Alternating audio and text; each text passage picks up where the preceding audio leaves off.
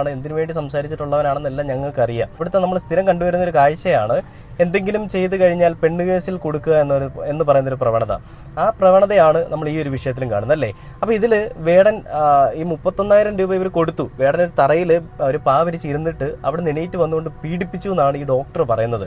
എല്ലാ കാര്യങ്ങളെ പറ്റിയും വ്യക്തവും പൂർണ്ണമായിട്ടും ബാഡ് ടച്ച് ഏതാണ് ഗുഡ് ടച്ച് ഏതാണെന്ന് അറിയാവുന്ന സ്ത്രീകൾക്കിടയിൽപ്പെട്ടൊരു ഡോക്ടർ തന്നെയാണല്ലോ ഈ കാര്യങ്ങൾ പറയുന്നത്. തൻ്റെ ഫ്ലാറ്റിൽ വന്ന് തറയിൽ ഇരുന്നതിന് ശേഷം പിന്നീട് അങ്ങോട്ട് കയറി പീഡിപ്പിച്ചു അത്രയും. ആരെ കാണിക്കാനാണ് ഈ തന്തയ്ക്ക് പുറക്കാഴിക പറയുന്നത്? ഇതിനൊക്കെ എന്താണെന്നുള്ളത് നമുക്കിനി വരുന്ന കാര്യങ്ങളിൽ അറിയാം. അതിനുശേഷം ഏഷ്യാനെറ്റ് ന്യൂസിൽ ഞാനൊരു വാർത്ത കണ്ടിരുന്നു. അതായത് ഈ വേടനെതിരെയുള്ള ബലാത്സംഗ പരാതി നിയമപരമായി നേരിടുമെന്ന് വേടനും വേടന്റെ കുടുംബവും പറഞ്ഞതായിട്ട്. എന്തായാലും ആ രീതിയിൽ തന്നെ വരണം. കാരണം വേടൻ എന്താണെന്നും വേടൻ എന്ന് പറയുന്ന വ്യക്തി ആരെയാണ് പ്രതിനിധാനം ചെയ്യുന്നതെന്നും ആർക്കു വേണ്ടിയാണ് സംസാരിക്കുന്നതെന്നും അറിയാവുന്ന ആളുകളാണ് കേരളത്തിലെ ജനങ്ങൾ. അപ്പോൾ ഈ വേടനെതിരെ ഏതൊക്കെ തരത്തിൽ ഏതൊക്കെ രീതിയിൽ